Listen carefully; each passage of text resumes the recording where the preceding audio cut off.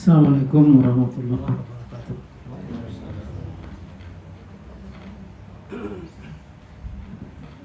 Alhamdulillah.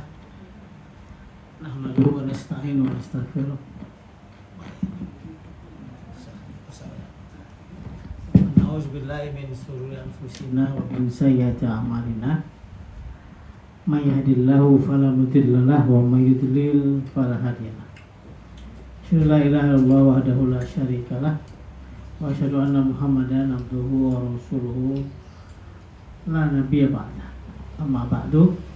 Bapak Ibu jemaah pengajian rahimakumullah, kita lanjutkan kajian kita surah Al-Mujadilah.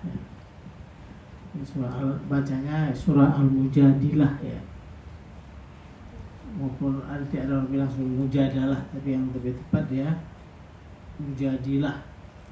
Itu wanita yang ada yang bilang mendebat, ada yang bilang mengadu. Tapi lebih cocok artinya mengadu lah, mungkin mereka berani mendebat Nabi ya. Nah, kemarin kita sudah bicara panjang lebar, sekarang kita sampai ke ayat terakhirnya.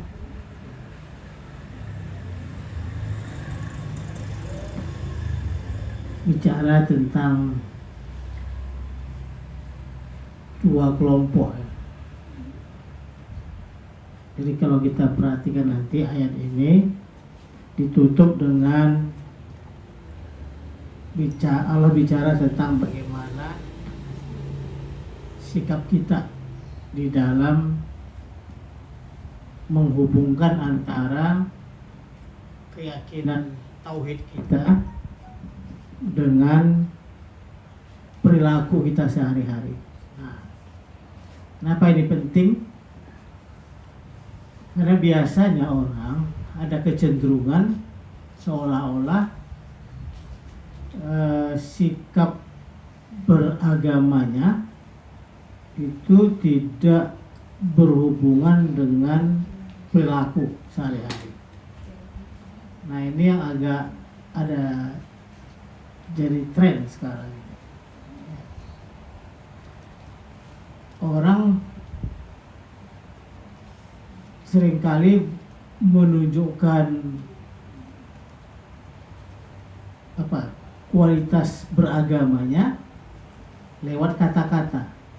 Apalagi sekarang musim medsos. Jadi mereka itu sering memposting hal-hal yang atau kalimat-kalimat yang menunjukkan kesolehan.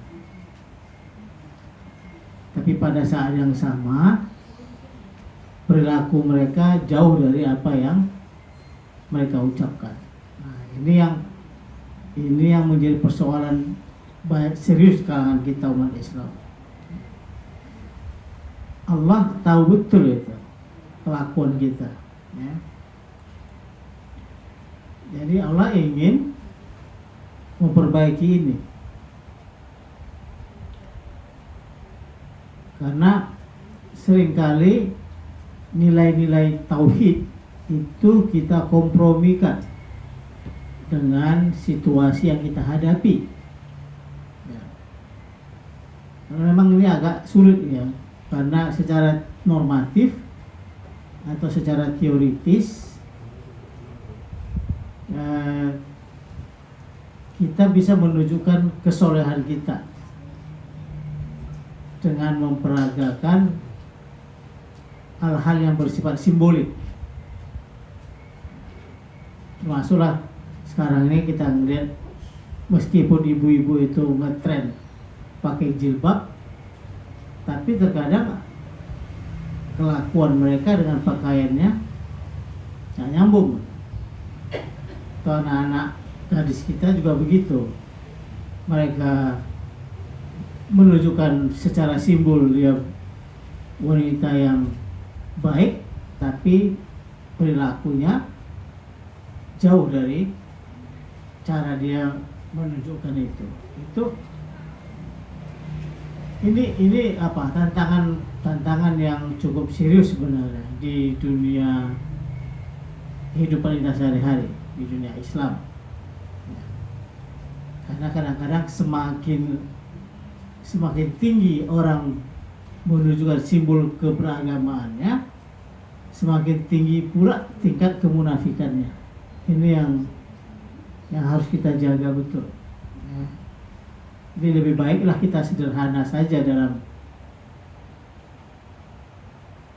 tampilan, tapi betul-betul soleh dalam sikap hidup sehari-hari. Nah, ini agak berat nih. Makanya banyak orang yang simbolnya Islam tapi kelakuannya jauh dari ajaran Islam. Ini yang sangat berbahaya sebenarnya dalam kehidupan kita sehari-hari. Nah, sementara Allah ingin mengajar kepada kita bahwa nilai-nilai tauhid yang ada, yang menjadi simbol-simbol Islam itu betul-betul diterapkan dalam kehidupan sehari-hari. Relevan dia. Jadi kalau kamu berpakaian seperti ini, kalau kamu berutang ya bayar gitu. Ada orang yang dia pakai jubah, pakai jenggot, kalau ditanya kenapa pakai ini, supaya kalau berutang dia mudah dikasih orang. Orang percaya. Tapi dia nggak bayar. Itu kan jahat namanya. Ya. Ini yang membuat orang kadang-kadang nggak percaya lagi sama agama. Di sini kan, makanya kenapa orang PKI itu ya, agak apa dia sama agama, karena ditengoknya kelakuan orang yang aku beragama itu. Kita ini gini, seolah-olah kalau sudah bertuhan semuanya kita jadi boleh. Nah ini yang sangat berbahaya. Jadi kalau kita lihat misalnya, kenapa negara Cina itu lebih maju daripada, atau kalau kenapa negara yang tak bertuhan lebih maju daripada negara yang bertuhan? Itu karena orang yang negara bertuhan seolah-olah buat dosa itu jalan aja. Toh ada Tuhan yang ngampuni. Nanti kalau mau masukkan penjara, apa kata orang itu? Nggak usah lah. Kalau nanti dari penjara itu bikin malu Islam kita. Nah, ini yang gawat itu. Makanya kenapa kadang-kadang secara empiris Bapak Ibu itu melihat ada negeri yang tak beragama itu lebih maju daripada negeri yang beragama, karena Tuhan di negeri yang tak beragama itu ditukar menjadi pemerintah dan kejam, nggak ada tolerannya. Ya, kalau di Cina orang dihukum mati korupsi ya udah. Ya, kalau di Indonesia orang korupsi malah hukumannya dikurangi. Ini tak kenapa itu yang sangat payah kita memahami kelakuan kita itu. Jadi kalau orang demonstrasi misalnya, ya, maka semuanya jadi boleh. Nggak pakai helm, bonceng 3, ya, lampu merah ditabrak, itu yang macam-macam. Jadi kita ini agak aneh bangsa kita ini ya. Jadi Islam itu tidak tercermin dalam kehidupan kita sehari-hari. Tapi kalau tampilannya, ya, postingannya di Facebook, di Twitter, pakaiannya, itu, ya, assalamualaikumnya lagi panggilannya, ya, serba Arab semua itu. Nah, ini yang sangat mengkhawatirkan tren beragama yang nanti kita akan lihat bagaimana dalam surah Al-Mujadilah ini Allah mengkritik orang yang berpenampilan seperti itu, tapi dengan cara yang agak elegan lah kalau kita lihat ya. Maka ayat ini Allah mengatakan begini, la tajidu kauman, yu'minuna billahi wal yaumil akhiri yuwadduna man haddallaha wa rasulahu walau kanu aba'ahum aw abna'ahum aw ikhwanuhum aw ashiratuhum ulaika kataba fi qulubihimul imana wa ayyadahum bi ruhin minhu wa yudkhiluhum jannatin tajri min tahtiha al-anhar khalidina fiha radhiyallahu anhum wa radu ans ulaika hizbullah ala inna hizballah humul muflihun. Jadi ayat ini membagi orang kepada dua. Yang pertama disebut Allah nanti ulaika hizbus syaiton ala inna hizbas syaitoni humul khasirun. Dan yang terakhir Allah sebut ulaika hizbullah. Nah, cuma kalau kita cerita hizbullah, konotasinya ini apa? Jihad, ya, perang. Padahal bukan itu konotasinya. Ya. Ala inna hizballahi humul muflihun. Nah, penekanan terhadap hizbus syaiton ya, dengan hizbullah itu nggak tanggung itu. Bagian dua ini yang agak serem sebenarnya. Kenapa Al-Quran dalam surah Al-Mujadilah ayat terakhir ini ya, membagi manusia kepada dua kelompok. Yang pertama disebut dengan hizbus syaiton ya, dan yang kedua disebut dengan hizbullah. Nggak tanggung kan? Jadi nggak ada yang di tengah ini. Kalau kau tidak masuk hizbullah, kamu masuk syaitan. Nah, di mana kita berdirinya gitu kan? Di mana letak kita? Gak bisa di tengah-tengah. Kadang-kadang jadi hizbul syaitan, kadang-kadang jadi hizbullah. Ini tren yang terjadi ya, di dunia ini kayak begitu. Di dunia orang kan bisa pagi dia hizbullah, siang dia hizbul syaitan karena mau cari duit yang banyak, maka nggak peduli uang siapa, nah, itu diembat aja. Tapi kalau tampilannya luar biasa. Nah ini yang sering diulang-ulang oleh Al-Quran. Orang itu yang diukur itu bukan apa kata dia, tapi lebih pada bagaimana perbuatannya. Nah,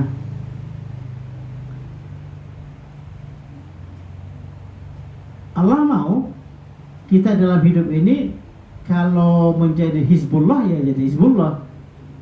Karena kalau kita tidak masuk kelompok hizbullah, maka kita akan terlempar menjadi hizbus syaitan. Nggak bisa main dua kaki. Ini bukan politik. Kalau politik biasa itu, ya. Mau aman cari kiri, aman kanan. Biasa itu kalau orang berorganisasi tahu kali dia itu. Apalagi kalau ada pemilihan, ya orang ini akan mengukur siapa ya bakal menang. Kalau dia nggak bisa mengukur siapa bakal menang, kadang sebelah kiri, kadang sebelah kanan. Pokoknya main dua-dua. Jarang orang yang berani berpihak. Nah, dalam Islam, dalam Al-Quran itu Anda harus tegas. Anda mau jadi siapa?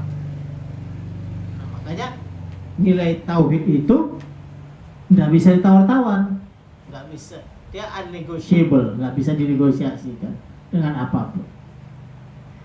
Nah, puncaknya ini Allah bilang begini, la tajidu kauman, kamu tidak akan memperoleh atau mendapati atau menemukan satu kelompok kauman, satu kaum yang beriman kepada Allah betul-betul ya, yang betul-betul beriman kepada Allah, dan pada hari akhir. Nah, dua ini. Ya. Jadi bukan Rasul di sini pakai Allah, pakai P2. Ciri khas orang yang beriman kepada Allah dan hari akhir. Kenapa? Karena ini persoalannya adalah persoalan pertanggungjawaban. Selalu kalau Anda beriman kepada Allah, nggak cukup, nggak. Ya, orang harus ngerti itu.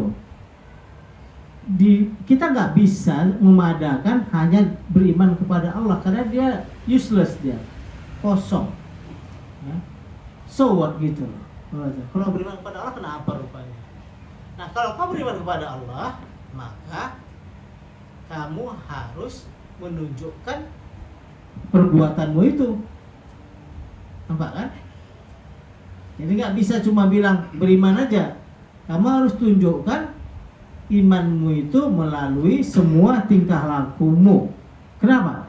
Karena nanti di akhirat kamu akan bertanggungjawabkan. Nah, itu anunya, kronologinya. Ya.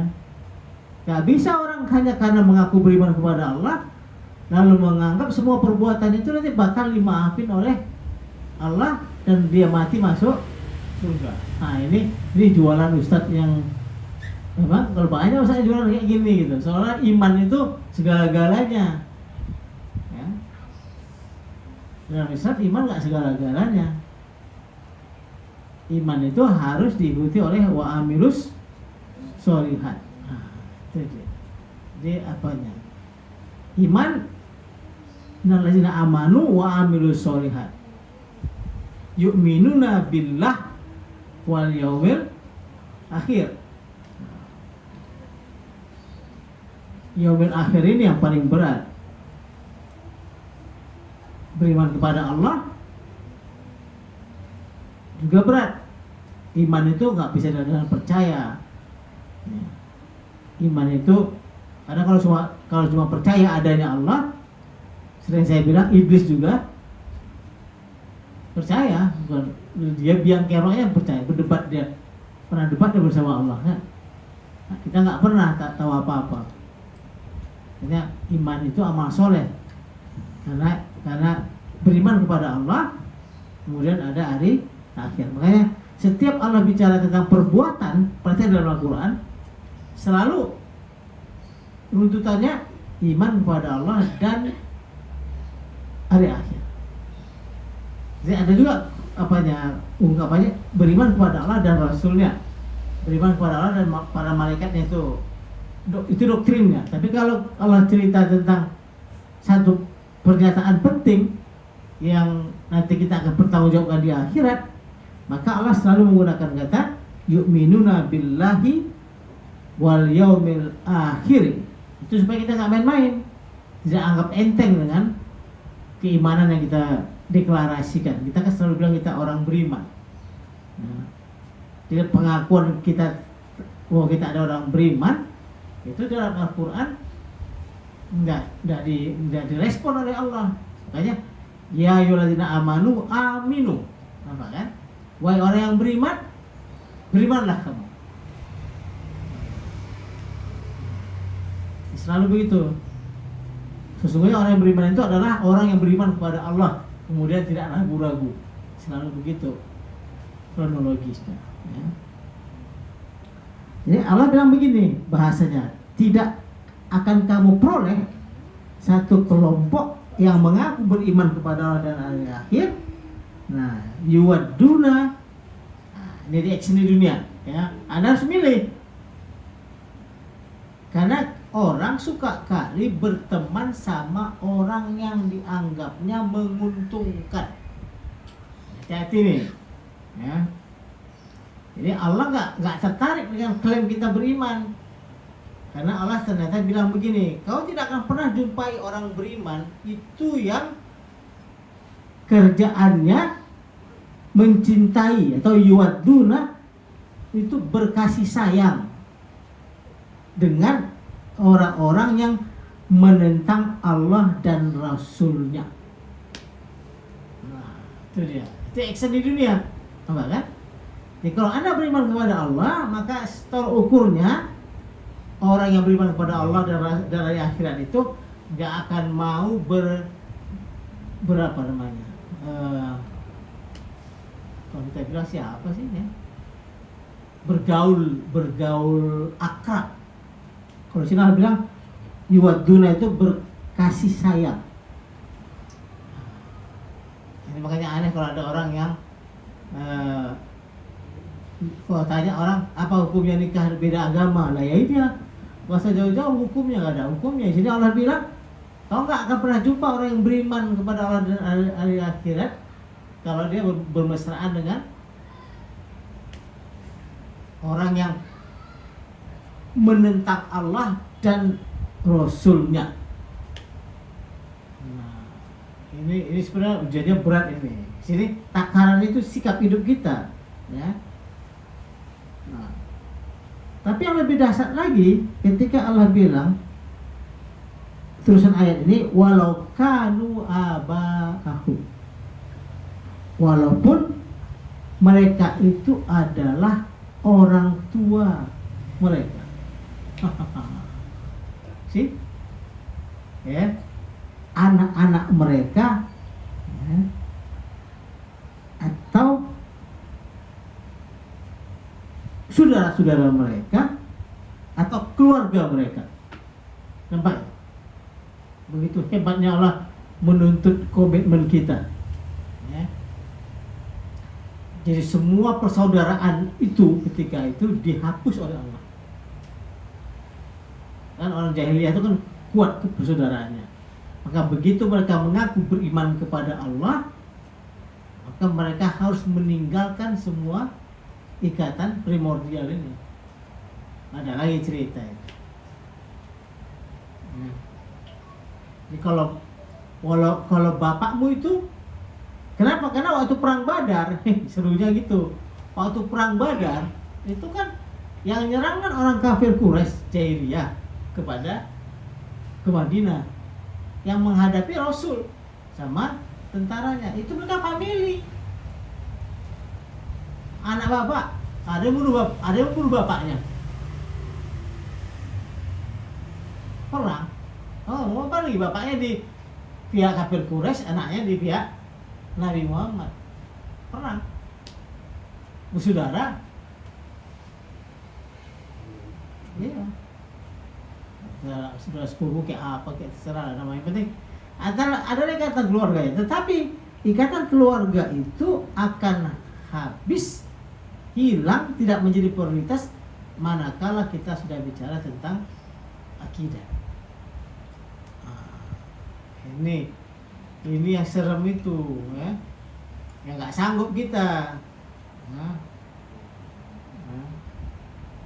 Yang paling berat, kayak kenapa Nabi Ibrahim meninggalkan ayahnya yang tukang bikin berhala, dia tinggalkan rumahnya. Siapa lagi? Banyak itu contoh-contohnya. Makanya ayat ini menunjukkan kepada kita kalau untuk membela kebenaran maka kita harus tegas.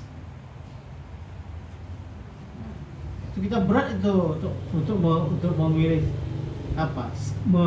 Kalau kita sekarang sih nggak ada perang lagi kan, tapi menunjukkan keberpihakan kita terhadap Allah itu berat.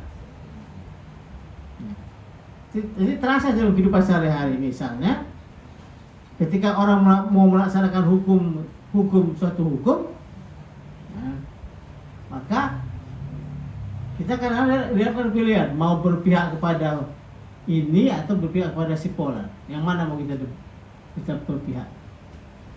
Nampak tuh nanti di situ ketahuan. Ya. Misalnya di keluarga kayak kemarin itu ada seorang ibu yang katanya marah sama anaknya karena menuntut warisan. Nah, gitu. Tapi persoalannya adalah yang mana yang benar itu. Nah, kita kalau sudah bersikap seperti itu maka pilihannya kadang-kadang kita lebih banyak memilih Ya perasaan lah, macam lah, nggak enak lah, inilah itulah, nggak strike kita dengan Tuhan. Apa kata Allah begini ya kita ikuti gitu. Nah itu yang menentukan kualitas iman itu di situ dia. Saya selalu sebut dengan berpihak kepada kebenaran. Ukurannya itu sekarang. Nih, makanya Allah itu menyebut dirinya Al-Haq. Bayangkan itu. Allah menyebut dirinya Al-Haq. Kebenaran itu identik dengan Allah. Jadi kalau sudah benar, Anda mau nggak membela kebenaran itu? Nah, kita kadang-kadang mikir ini orang dekat sama aku, ini orang sering nolong aku, ya. Nah, ya walaupun dia nanti nyimpang dari hukum Tuhan, kita tetap bela dia karena dia lebih menguntungkan. Itu di keluarga kita sering terjadi. Debat itu kayak gitu tuh, ya. Susah mencari kata putus karena kadang-kadang kebenaran itu sendirian aja dia. Ukuran orang beriman itu kalau Allah bilang Anda gak akan pernah mau berpihak kepada orang yang menentang Allah dan Rasul. Itu standarnya itu. Nah, main-main itu loh, standarnya seperti itu. Itulah ciri khas orang beriman.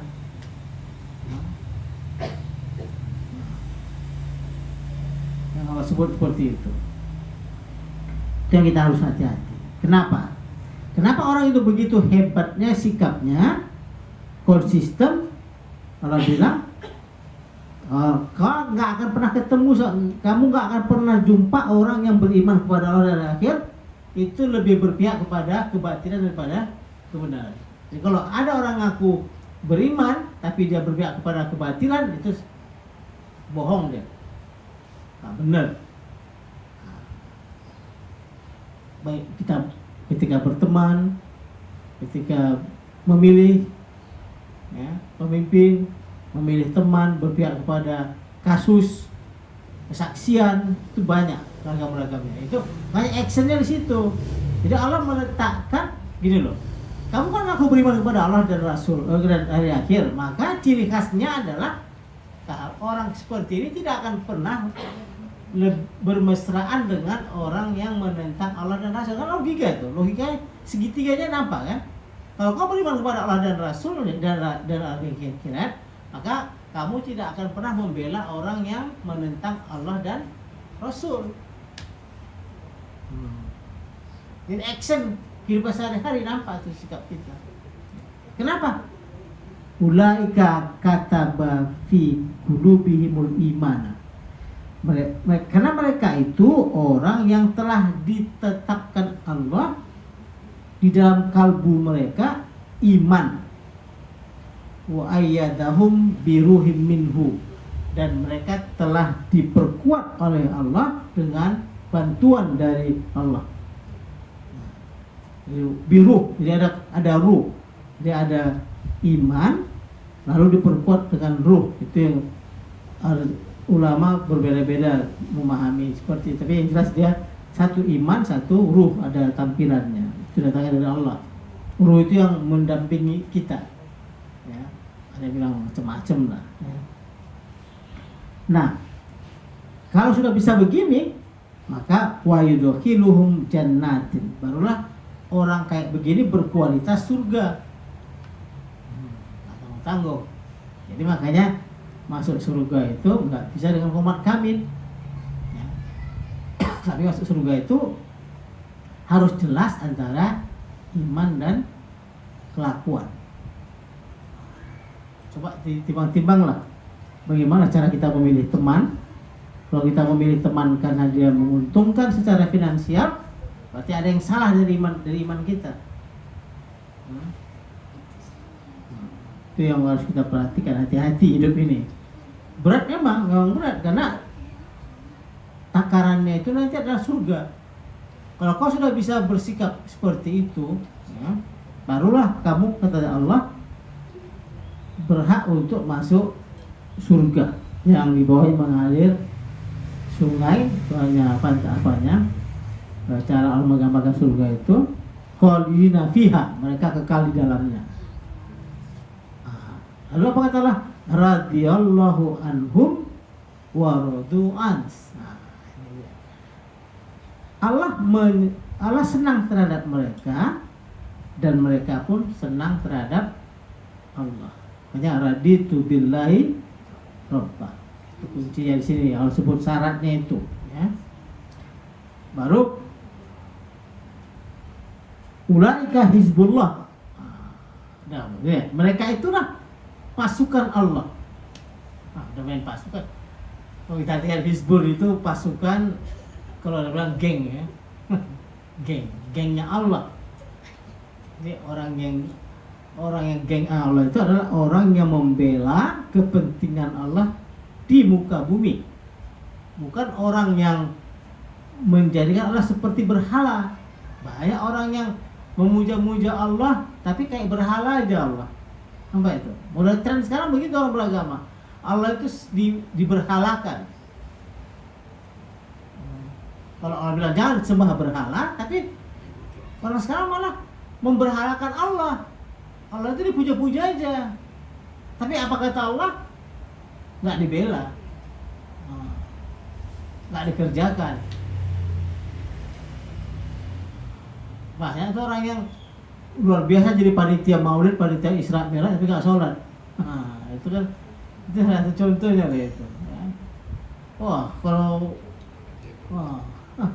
panitia kurban juga gitu sama. Ya, itu makanya jadi nggak bisa main-main kita kalau dalam beragama. Jadi kalau orang beragama baca Quran itu kebanyakan orang yang stres nanti. Kalau dia nggak betul-betul serius. Karena agak berat itu standar Al-Quran dengan standar ceramah Ustaz itu beda. Kalau Ustaz udah diperlunak-lunaknya, diperlemah-lemahnya supaya umatnya itu nggak merasa berat beragama. Kalau kita baca Quran kayak ginilah bacaannya. Kita harus menjadi Hizbullah.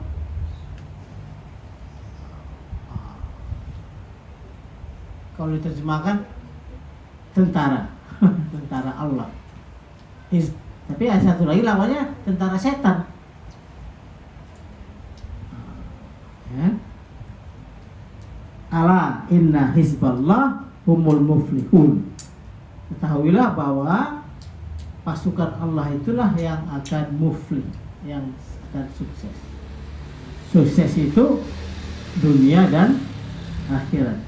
Jadi jangan pernah bilang kalau kita membela Allah di dunia kita nggak sukses, itu sangat keliru, ya.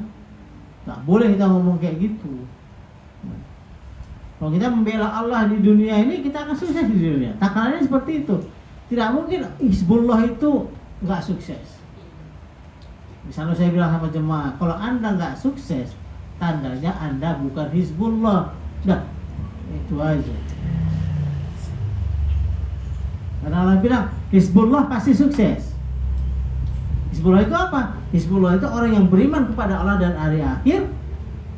Kemudian dalam ditunjukkannya dalam perilaku, tindakan, action, pemikiran, apalagi semua. Ditunjukkannya bahwa dia itu adalah tentara Allah. Apa maksud tentara Allah itu? Yang siap membela hukum-hukum yang Allah turunkan. Kalamullah. Cakapnya Allah itu dikerjakan. Sepahit apapun dia kerjakan. Dia bela orang yang membela Allah. Itu makanya disebut kelompok dia. Kalau kita nggak mau istilahkan tentara Allah, kelompok Allah. Ya. Kalau orang sekarang bilang apa? Kalau kita bahasa Quran itu bahasa perjuangan. Jadi artinya pun selalu Hizbul itu tentara. Orang cuma takut dengan tentara Allah. Tapi kalau dengan tentara setan kok nggak takut? Ya?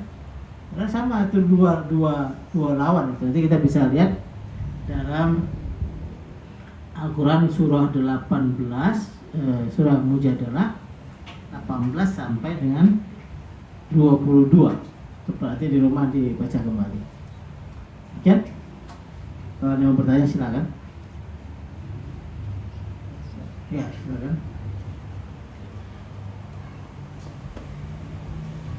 Assalamualaikum warahmatullahi wabarakatuh. Yang kami hormati Bapak Ustaz Al-Profesor Masyarakat MA, Bapak Al-Baid, Ibu Aisyah. Pertama saya ucapkan alhamdulillah dan terima kasih atas kunjungan Ibu Aisyah ke rumah yang memberikan sumbangsi kepada kami besar nilainya, karena ibu-ibu Aisyah banyak yang janda. Jadi saya ucapkan alhamdulillah dan terima kasih kepada Ibu Aisyah. Yang kedua kepada Bapak Ustaz Sepul yang ke rumah bersama istrinya. Yang ketiga kepada Bapak yang ke rumah, ucapkan alhamdulillah dan terima kasih berkunjung ke rumah mulia saya dalam kondisi sakit. Memang sakitnya itu saya lihat saya rasakan lah